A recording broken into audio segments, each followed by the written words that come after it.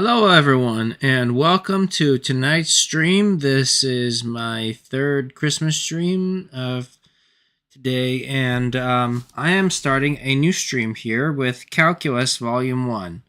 So, I'm going to quickly go over the details. This book is part of the OpenStax initiative with Rice University, and what it is it's part of the Creative Commons. So go in the video description, download the book. I have a physical copy. It's a very nice book. And the usual rules apply. Basically, I am going to do a reading, and then depending upon how far I get, but when I do the questions, then I will do the odds. They're the ones with answers in the back. And then if you download the book, you'll know if I'm getting it right or wrong before I do. Okay, so let's get right into it.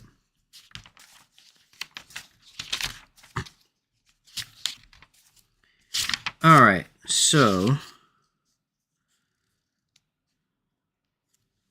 we'll start on page 7, where functions and graphs. Okay. Introduction. In the past few years, major earthquakes have occurred in several countries around the world. In January 2010, an earthquake of magnitude 7.3 hit Haiti. A magnitude 9 earthquake shook northeastern Japan in March 2011. In April 2014, an 8.2 magnitude earthquake struck off the coast of Chile. What do these numbers mean? In particular, how does a magnitude 9 earthquake compare to an earthquake of 8.2 or 7.3? Later in this chapter, we'll show how logarithmic functions are used to compare the relative intensity of two earthquakes based on the magnitude of each earthquake. Calculus is a mathematics that describes changes in functions. In this chapter, we review all the functions necessary to study calculus. We define polynomial, rational, trigonometric, exponential, and logarithmic functions. We review how to evaluate these functions, and we show the properties of their graphs. We will provide examples of equations with terms involving these functions and illustrate the algebraic techniques necessary to solve them. In short, this chapter provides the foundation for the material to come. It is essential to be familiar and comfortable with these ideas before proceeding to the formal introduction of calculus in the next chapter. Okay? So, in this section, we provide a formal definition of a function and examine several ways in which functions are represented, namely through tables, formulas, and graphs. We study formal notation and terms related to functions. We also define composition of functions and symmetry properties. Most of this material will be a review for you, but it serves as a handy reference to remind you of some of the algebraic techniques useful for working with functions. Functions. Given two sets A and B, a set with elements that are ordered pairs x and y, where x is the element A and y is the element B, it is a relation from A to B. A relation from A to B defines a relationship between those two sets. A function is a special type of relation in which each element of the first set is related exactly to one element of the second set. The element of the first set is called the input, and the element of the second set is called the output. Functions are used all the time in mathematics to describe relationship between two sets. For any function, when we know the input, the output is determined. So we say that the output is a function of the input. For example, the area of a square is determined by its side and length.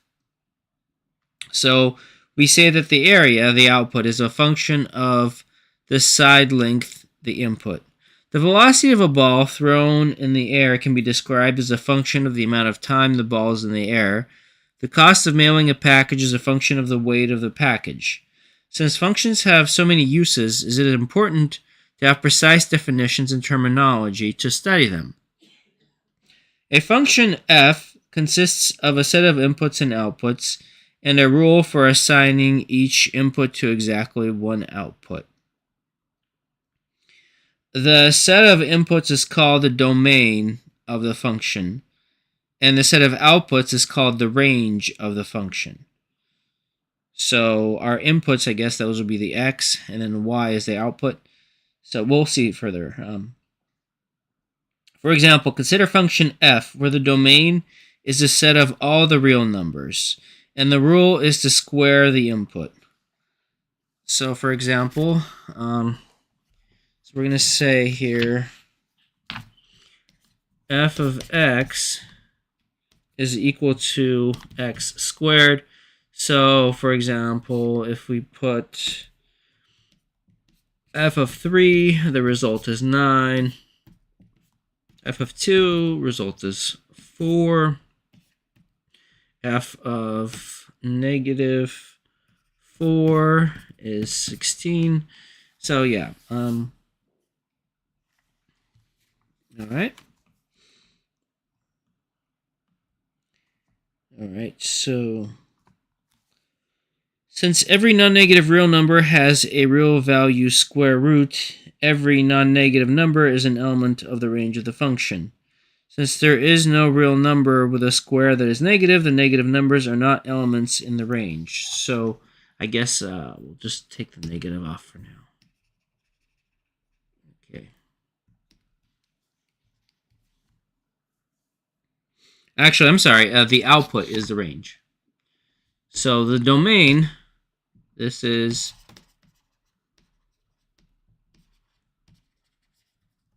so input is domain, range is output. Okay. We conclude that the range is a set of non-negative real numbers, and we are in the real set. It's a terrible R. There we go. We're in the reals. Okay, and for a general function f with domain D, we often use x to denote the input and y to denote the output associated with x. When doing so, we refer x as the independent variable and y is a dependent variable because y depends on what the x is. Because it depends on x. Using function notation, we write y equals f of x.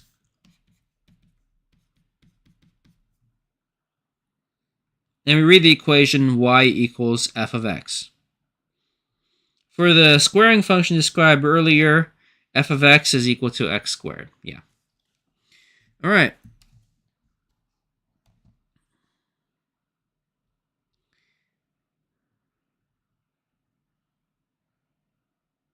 So here we go. So let's do this. All right, they have an example for us. And what is the rule? So we're going to have f of x is equal to 3 minus x. And our domain, D, is equal to 1, 2, and 3. Okay. So we're going to say f of 1 is equal to 3 minus 1, which is equal to 2. F of 2 is equal to 3 minus 2, which is equal to 1.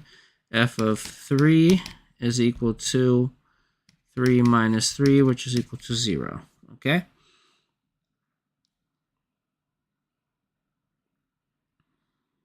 Let me see if I did this right. So this is right. It's on the next page. Okay, so and if we were to graph this, now we have, this is our x and our y, and we can just do this. This is another way of doing this. This kind of notation. This is 1, 2, and this is 2, 1, and this is 3, 0. Another way we can write this, we can go, it's x comma y, 1, 2, and then we have 2, 1, and 3, 0. And then if we're going to graph this, this is x, this is y, and then we have 1, 2, 3. We're going to have 1, 2, 3. 3, 3. Okay, so the first one is 1, 2. And the next one, this is going to be 1, comma 2. Next one is going to be 2, 1. That's right here. 2x, 1y. And the third one is 3, 0. 3, 0. Okay? And so, yeah, we just graph the function. All right. Every function has a domain. However, sometimes a function is described by the equation as in f of x equals x squared with no specific domain given. In this case, the domain is taken to be the set of all real numbers x for which f of x is a real number. For example, since any real number can be squared, if no domain is specified, we consider the domain f of x equals x squared to be the set of all real numbers. On the other hand, the square root function f of x equals, so here we go, let's get on the next page. Yep.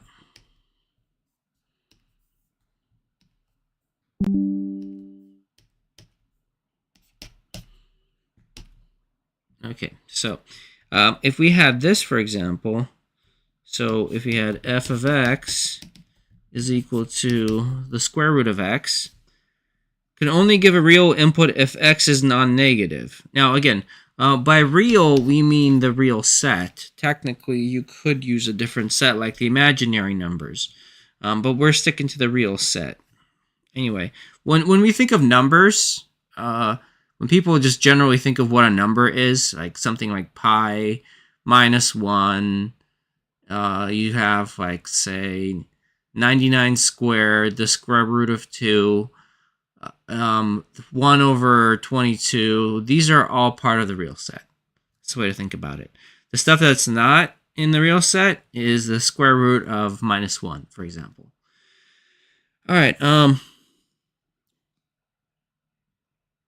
And that would be 1i, I think. But anyway, we'll worry about that later. Let's see here. Therefore, the domain f of x is equal to square root is a set of non-negative numbers, sometimes called the natural domain. So the naturals and the natural set is 1, 2, 3, That's the natural set. Yeah. No, they're non-negative and they don't contain 0.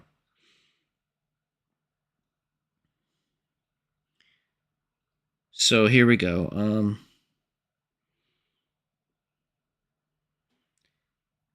For functions, the domains are the set of natural domain. For functions of f of x equals x squared and f of x equals to the square root of x, the domains are set with an infinite number of elements. Clearly, we cannot list all the elements.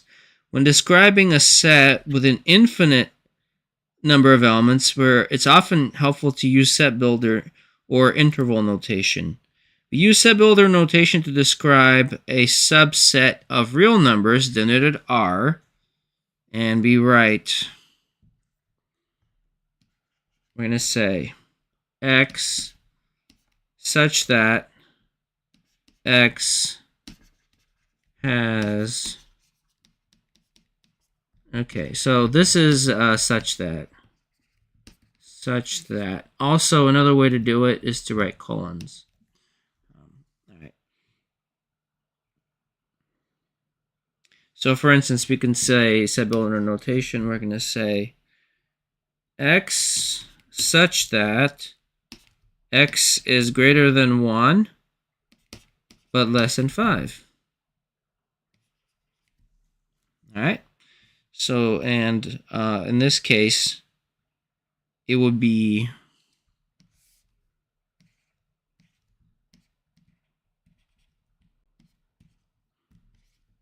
open notation and x ranges from 1 to 5. Basically, that's how that would look like. 1 and 5 are endpoints of the set. If you want to consider the set include the endpoints, we would have to do this. X is greater than or equal to 1, or less than or equal to 5. Now we've closed them. Okay. We can use similar notation if you want to include one of the endpoints but not the other. So in that case, if you wanted an open, we can say x such that x is greater than or equal to 0. So now if you want to here, if we're using the real set, and we wanted 0, because whenever naturals don't contain 0. In this case, we're going to contain 0. And it's just going to go on to infinity in the positive direction to infinity. Infinity is not a number, by the way, it's a property. So yeah. There we go.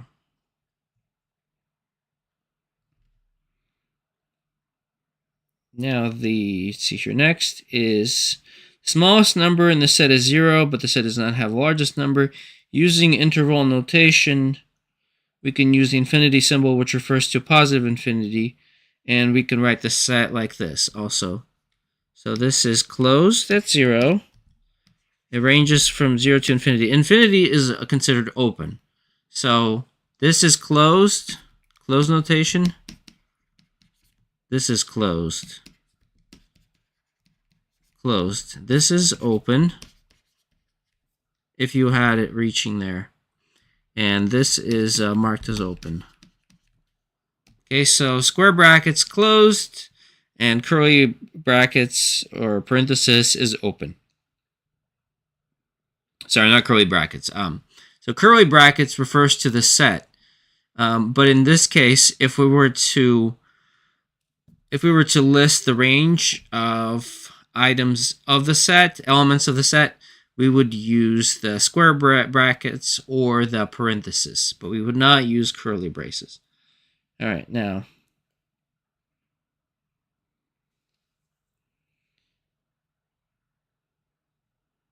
Now again, except for the one exception, I should be clear. Whenever you use curly braces, that refers to the set of elements as a whole, but you're not like listing items. In this case, this constrains the set, and that is how we would use in set builder notation.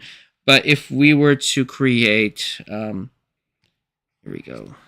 If we were to list it as a set itself, it would be like this. So this is the set of elements of X such that, so this reads as, the curly braces would be the set of X such that X is less than or equal to 0. So in this case, and again, this is slightly different notation. So if we were to, this is more, I think of it as more as coordinates on the other one. So it's closed on 0, and here we go. And open on negative infinity. So that's another one. Okay. If any of this is confusing, don't worry about it. We're going to do a lot of this. A lot. And so calculus 1, it's going to be, we're going to do in single and, well, actually, you really start doing this in like algebra and trigonometry, is where you mark it as a, I would say 1-dimension and 2-dimension space. In calculus 3, you do it a 3-dimension space, and then you would, in like linear algebra, you can go up to n-dimension spaces. Of course, you're not going to be graphing at that point, but you can use linear algebra for that. So it's pretty cool stuff. So now we have, all right, so we're going to range from negative infinity to positive infinity. And let's read that. So the set of X such that X, and then we can just do this. Let's just be cool. X contains the real set. Now, this, if you're not familiar with this kind of notation, they're not really going to use that in this book much. This is primarily from like when you start doing set theory. You can watch my book of proof videos, especially chapter 1. We do a lot of that there. But we're going to do it like in the book. Set of X such that X is any real number. So reading the top, the set of X such that X contains the real set. And the bottom is the same thing. The set of X such that X is any real number.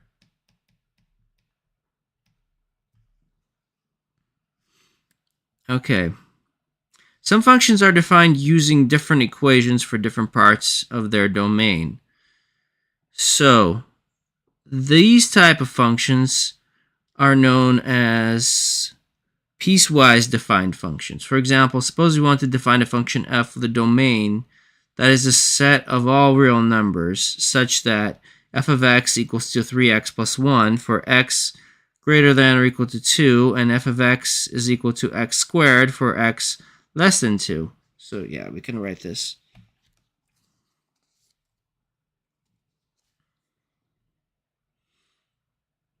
And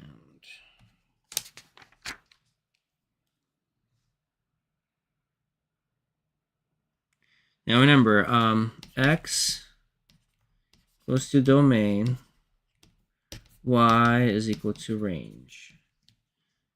X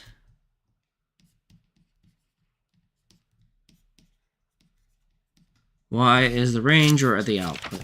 Okay. So we're going to say f of x, and we're going to say 3x plus 1 for x greater than or equal to 2, and x squared for x less than 2. Okay? When evaluating this function for an input x, the equation to use depends upon whether x is greater than or equal to 2 or less than 2. For example, 5 is greater than 2, so x is greater than 2. 5 is greater than 2, so we have to use the top one. So that would be 3 times 5 plus 1, so that would be 16, for example. On the other hand, if x is equal to minus 1, it's going to be minus 1 squared, which is equal to 1. All right? Now, we're going to have a new function here. F of x is equal to, the function of x is equal to 3x squared plus 2x minus 1. And what is it when f of x is equal to negative 2? Okay? Well, it's just simple substitution. Now we're going to do negative 2 squared plus 2 negative 2 minus 1. All right? Now, the parenthesis, the order of operations, anything in parentheses happens first. So we're going to do, well, in this case, we don't really have any parentheses. Parentheses are the ones that I threw up there. But basically, the reason why I did that was so we wouldn't think of it as 3 minus 2. That is a self-contained thing. We're going to square that first. So we're going to have 3 times 4 plus, and then in this case, well, let's do it by order of operations. So now we're going to multiply 12. So it's parenthesis, exponents, powers, in other words. And then we have multiplication, division, addition, subtraction, PEMDAS. So we have 12 plus negative 4 and minus 1. All right. So that means that's going to be 7. Okay. All right. And let's do f of x is equal to 3x squared plus 2x minus 1. And then we're going to say f of root 2. Okay, 3, and then we have root 2 squared plus 2 root 2, and then minus 1. So a square root is the inverse operation of a square. So what happens is, like if you square root 2, it's going to be like 1.41 and change, approximately. Just keep that in mind. And it's an irrational number. So meaning it's never terminates. All right, so but if we can reverse the square root with a square operation. Not with a multiplication operation, but with a square operation. So it's going to be 3, and these two wipe each other out. So 3 times 2 plus 2 root 2 minus 1. So that's equal to 6 plus 2 root 2 minus 1, which is equal to 5 plus 2 root 2. Okay. All right, and then C. Okay, this one is going to be a little bit more involved. Let's do that.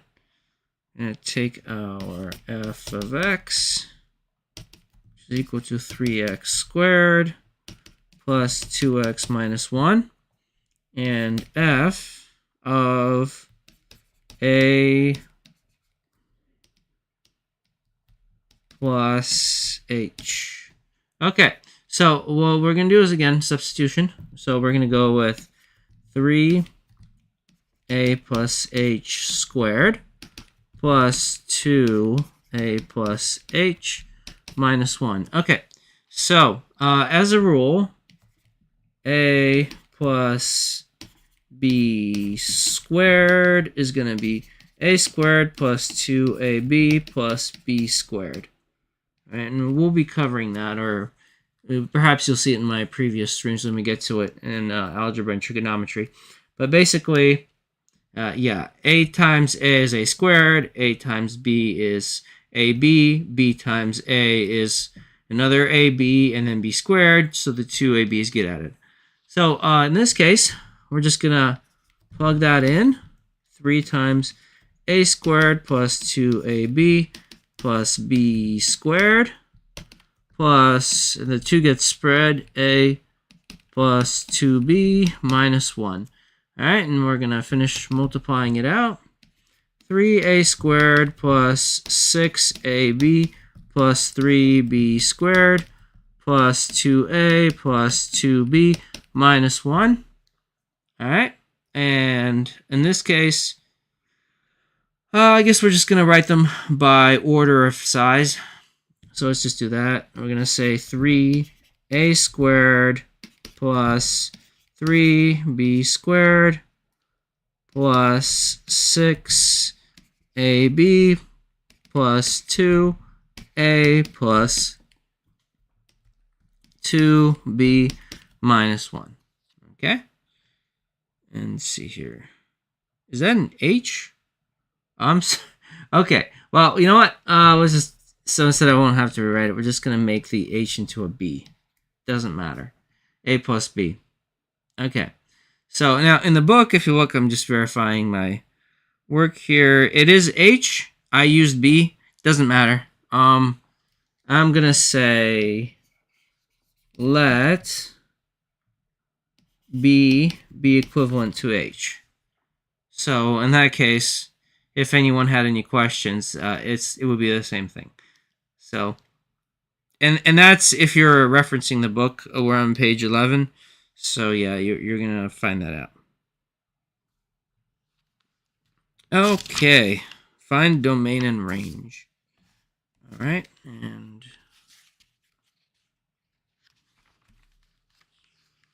let me just see here real quick.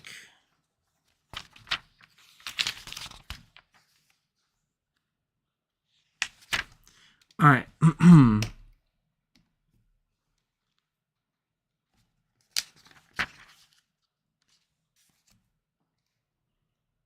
So we have f of x, which is equal to x minus 4 squared plus 5. Okay, so what can we look at it? What can our inputs be, right? Our domain is equal to x, which is equal to our input. And then our range is equal to y, which is equal to output. These things are all equivalent, basically. Domain, or our x function, and our input are all the same. So if you look at it, we can really put any number we want. Can we put a 0 in there? Sure, it'll be negative 4 squared, which is going to be 16 plus 5, 19, right? Or sorry, 21. We can put a negative number in there. Let's say we can put even, let's put a positive number. Let's put positive 4 in there. So that becomes 0 squared, which is 0, plus 5 is 5. If we put a negative 4 in there, it's negative 8 squared. That's going to be 64 plus 5, that's 69. So we can range from negative infinity to positive infinity. Okay, our domain. And now we just have to figure out our range. Okay, now,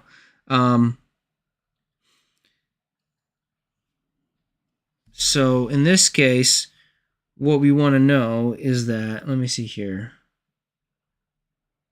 squared is greater than or equal to 0.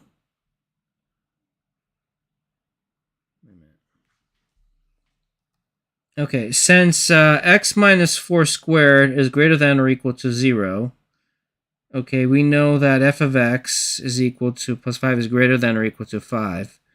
So basically, here's what they're saying. Can we get a number that's less than 5? Right? Can we get a number that's less than 5? Any number we throw in there, what is the smallest number can we get out of this? X minus 4 squared. What is the smallest number? Well, we can get 0, but we can't get a negative number because we're in the real set. So what we're going to do then is we're going to say that this has to be greater than or equal to 0.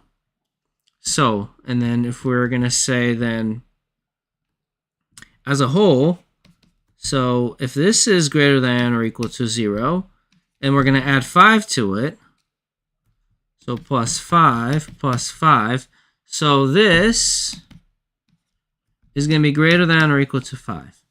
So our range is going to be x such that y, because this is our output now. Okay, y such that y is greater than or equal to 5. So that is going to be our range. We can't physically, without switching to the imaginary numbers, we cannot get ourselves a number that's less than 5 in the real set, no matter what number you throw in there. All right. So let's see here. Now, to show that every element in this set is in the range, we need to show that for a given y in this set, there is a real number x such that f of x is equal to that equation, which is equal to y. So solving this equation for x, we see that we need x such that, so here's what we need to do. We're going to take this, we're going to say f of x is equal to x minus 4 squared plus 5 is equal to y. Okay, so now we want to solve this. And to solve this equation, we're going to solve this in terms of, let's see here, let's start solving it. X minus 4 squared, and is equal to y minus 5. We're going to square root this. So now we have x minus 4 is equal to plus minus y minus 5 square root. Well, the reason it's plus and minus, because we're square rooting the x to get rid of the square makes the x unknowable whether it's positive or negative. It can be without any constraints saying that x has to be greater than 0 or has to be less than 0, for example. We have no way of knowing. It could be positive, negative, or both. And then, so we're going to finish solving this. Plus 4 plus 4. So x is equal to 4 plus minus square root of y minus 5. Okay? And, right. So we conclude, therefore, now, well, the reason why we did this is we wanted to prove that the range of y has to be greater than or equal to 5. So basically, and the way this works is for whatever x we get, we are, so let me see here. Real number such that, so if y is 0, and then we're going to end up square rooting the 5, which, oh, wait, it has to be a real number. So in that case, hold on a minute. Let's see here. Let me one more time. We conclude that for x is equal to 4 plus minus y, for f of x equals to y, therefore the range is y is greater than or equal to 5. And the reason it has to be that, okay, y can't be 4, and why cannot y be 4? Because if y was 4, it would be square root of -1. And that is outside of the real set. So the real set is what we're operating within. Okay, that restricts us. We cannot have an equation that says square root of -1. So we can have a square root of 0, which would be 0. So the minimum y has to be is y would have to be 5 in this case. Or if y was less than 5, we'd have a square root of a negative. We can't do that. It's not within the real set. It's not that mathematically you couldn't do it. It's not within the set that we're restricted to working with. Okay? So that is the key. Okay, now, all right, so let me think here. Where are we at?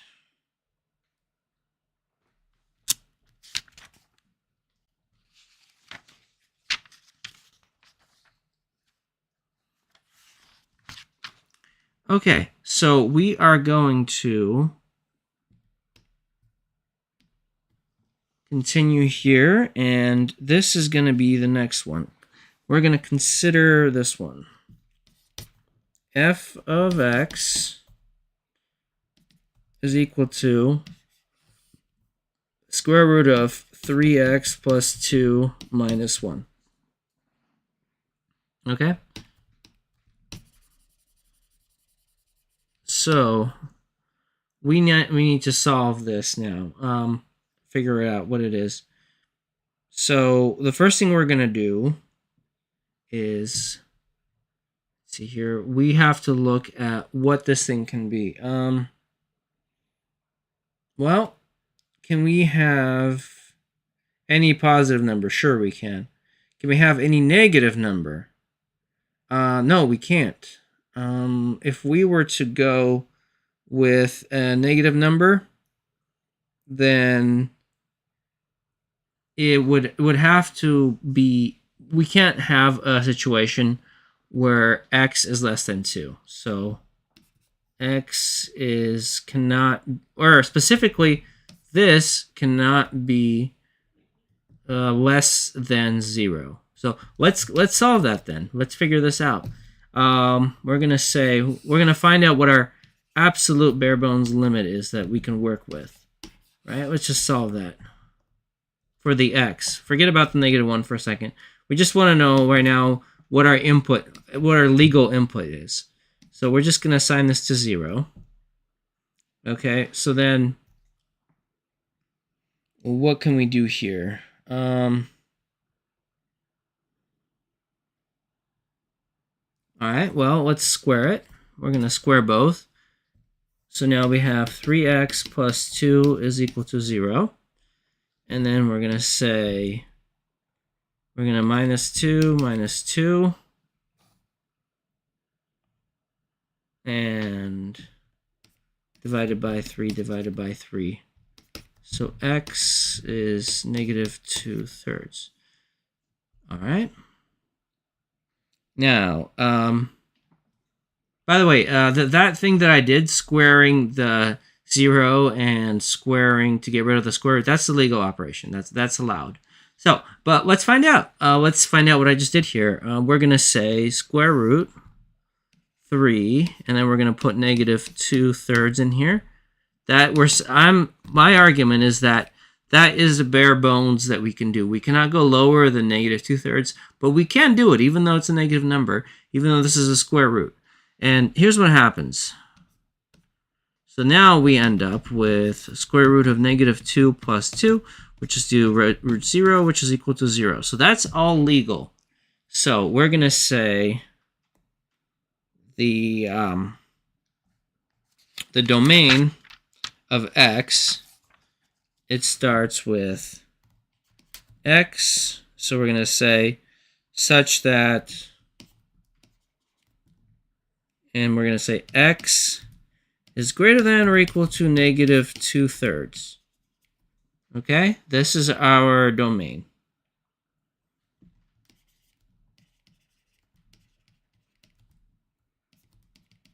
Remember, think input. Okay, domain is our input. We can have negative 2/3. We can go up to infinity. We can do that. So this we could also write it like this: negative 2/3 to positive infinity. So that's permissible as well. We can write it like that. All right, now we're going to say, what is our range? Okay, so now we are going to solve this. Okay, so now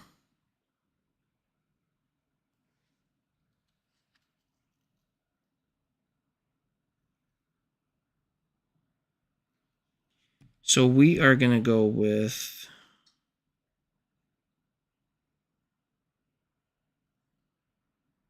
all right, so we've established right now that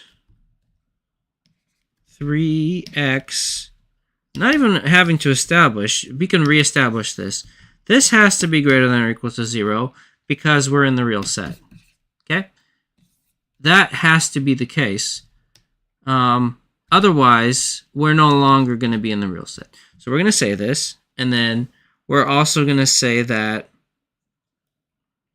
let's continue with this thing. So then, what we know then is, let's add that -1 back in there. So now we have 3x plus 2 minus 1, and we know that's, now we're going to add -1 to both sides. We're taking that -1, but that, to keep this equation true, we're going to add the -1 over there. So we're going to try and solve this now. So in this case, what we're going to do is we're going to take this equation and we're going to solve this in terms of y. So, I should mention real quick. So now, so the y here, plus -1.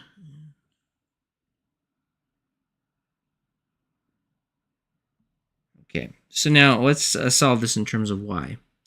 So we're going to take our equation, 3x plus 2 minus 1, and now we're just going to say that's equal to y. So let's do that. And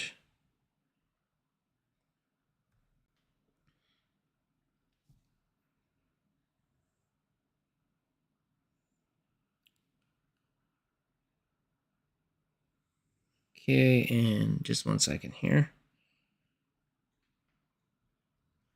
Plus 1, plus 1. So then, oh, wait a minute. We don't even need to do that.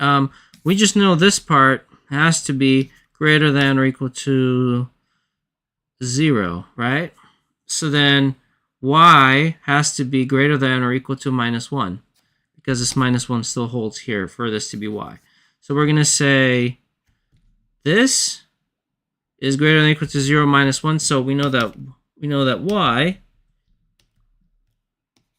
the range of y, such that y is greater than or equal to -1. Okay?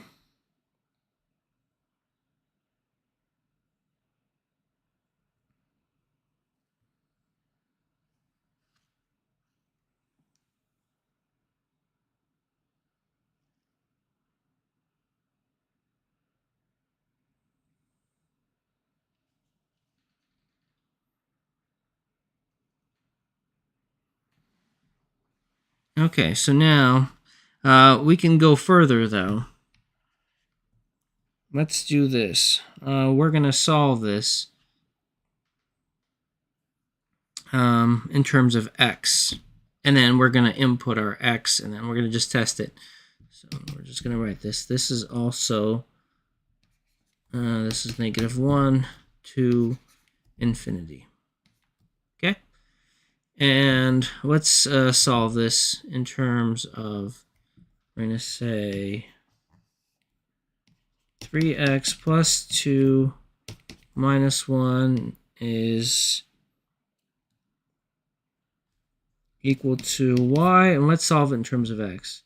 So we're going to say plus 1, so then we're going to say, we're going to square this, and then we are going to square this side.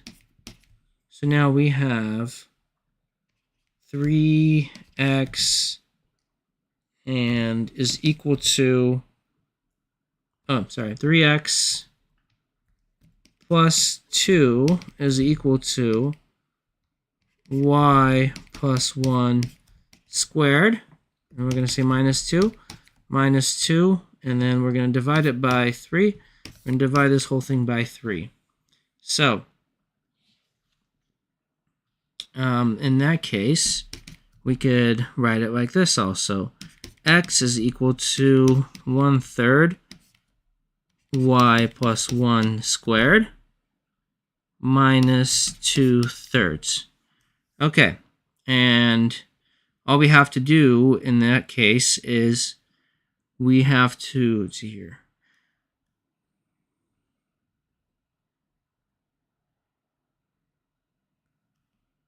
So if we put our y in there, where is that going to take us?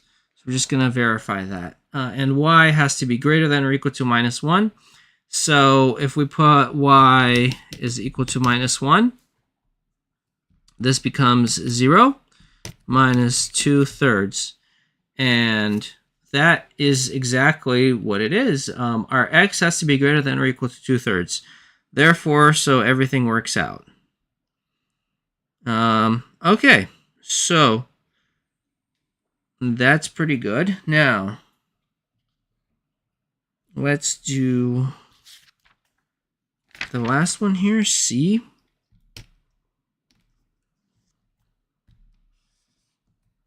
Okay, so we have f of x is equal to 3 divided by x minus 2, okay? So we want to know what is our domain.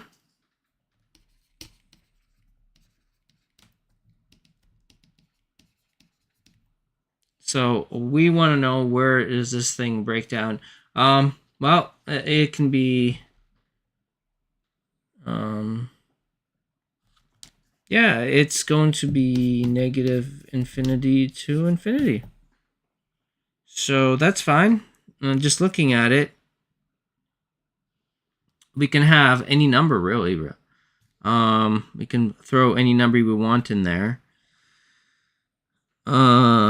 Just one thing though. Oh, okay. Except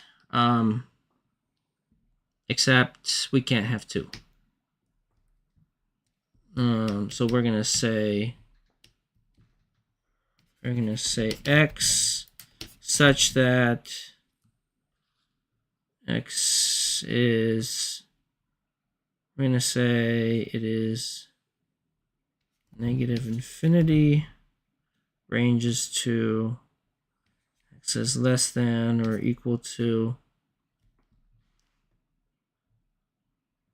actually hold on a minute, how are we gonna write this range? We can just, I'm going a little overboard. X such that x is not equal to 2. That's it. Why is that the fact? Because 3 divided by x minus 2, and if we go 3 divided by 2 minus 2, which is 3 divided by 0, which is equal to undefined. So yeah, 3 divided by 0 is not defined. We can't do that. Okay, So yeah, x can be anything. In this case, rather than listing all the things it is, we could write interval notation. We can say x ranges from negative infinity to 2 with the open brackets. And so like, for instance, we could do something like this.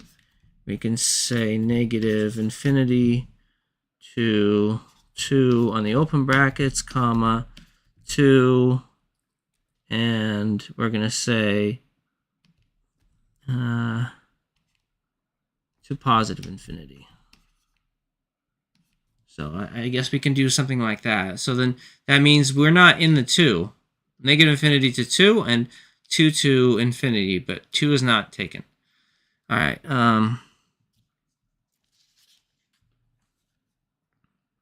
To find the range, now the range.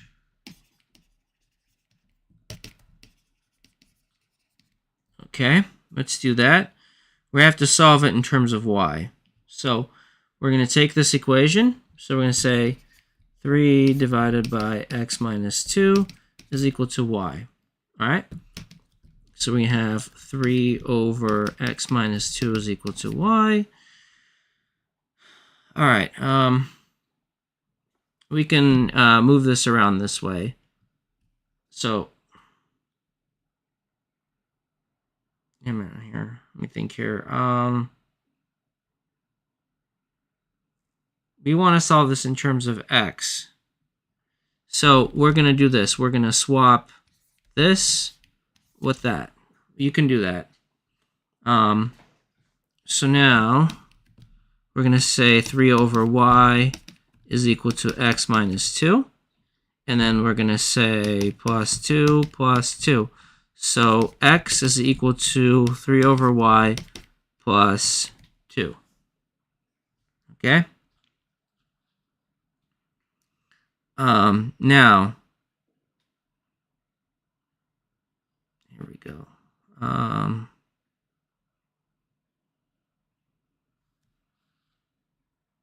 Now, as long as y is not 0, then it's going to be fine. So our range, if you look at it, what can y be, right? It can be 3, it can be 1, it could be any negative number, any positive number. Wait, but it can't be 3. Sorry, hold on. Y can't be 0. So we can say, because we can't have 3 divided by 0. 3 divided by 0 is undefined. So our range is going to be y such that y is not 0. Everything else is completely permissible. Okay. All right. Well, we got through this section, and next thing we have, what's this? We have 1.2. I think I want to see how these things work. I'm trying to get used to this book. So we're going to jump.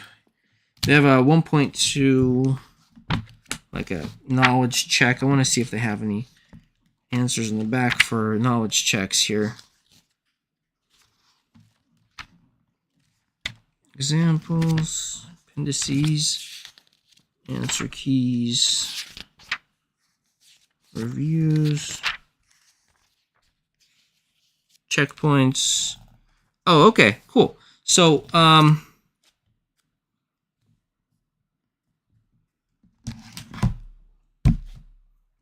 right. So now we're going to do the 1.2. Let's see here. We're going to do this part real quick here.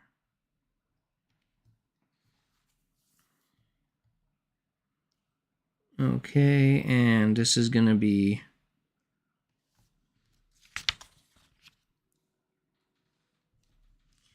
we need to know find domain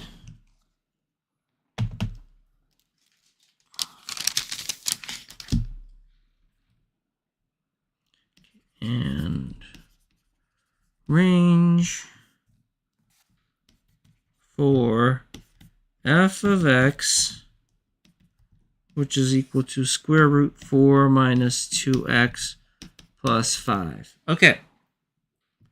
So we want to know where this thing breaks down right away, right? So domain, which is input, and range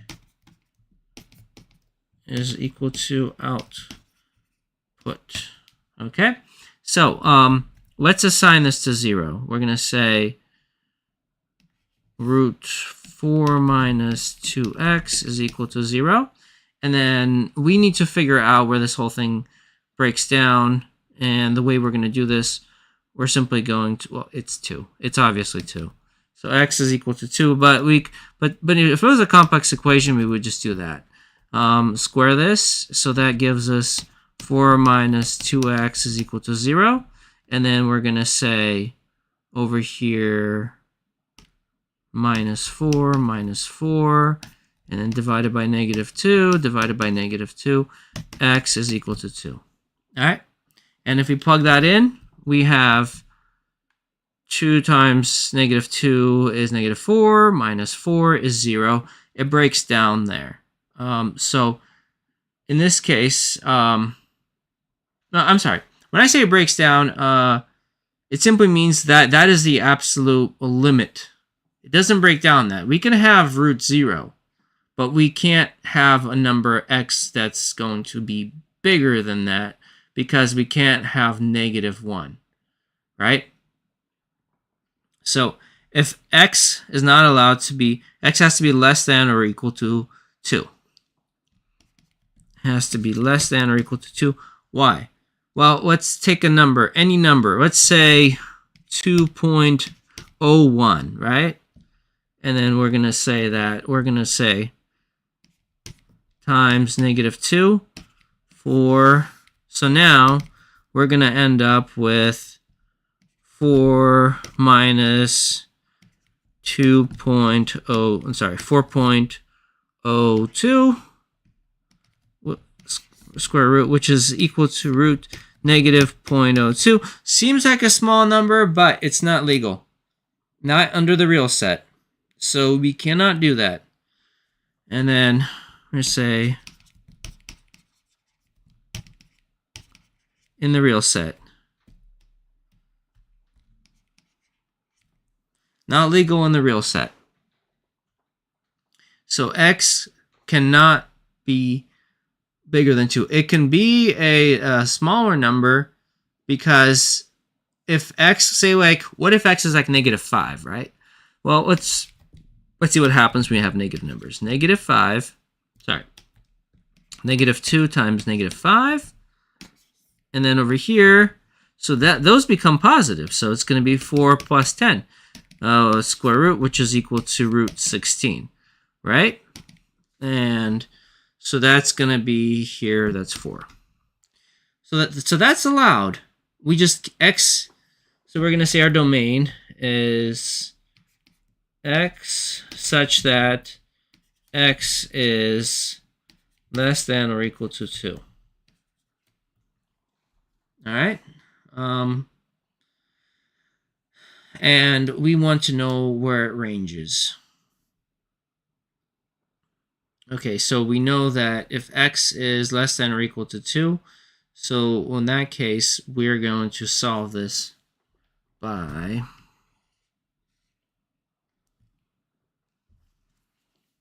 here we go.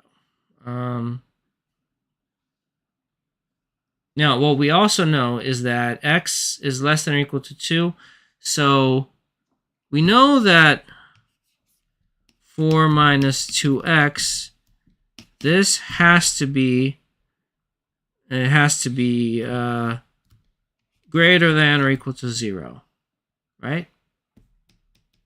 Let's just do it this way. It has to be greater than or equal to 0.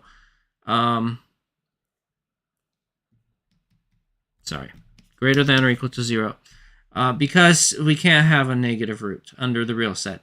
So then we know that it's going to be plus 5. So the range of y is going to be y such that y is going to be greater than, y is greater than or equal to 5. The output. we cannot get physically, there's no way under the reals that we can get a number that's going to be less than 5. It can't work because we cannot have a negative square root. So that's going to be the range for y. And we can also do that. Let's actually plug it in, make sure they all work. So we're going to say, what was it? What's our original equation here? 4 minus 2x plus 5. 2x plus 5 is equal to y. So then we're going to say minus 5. 0 minus 5. Square, square. And then we're going to say minus 4. Minus 4 divided by negative 2 divided by negative 2. What a mess. Let's see here. X is you really shouldn't do what I did there where I just made a big old mess of equations, but I was just running out of space. Square minus 4 divided by 2 by negative 2? Was it negative 2? Oh, yeah, it's negative 2. Negative 2, and this is negative 2. So, and if y becomes 0, so if y is 5, this becomes 0, and that becomes 2. X is equal to 2. Right? And so yeah, so that all holds.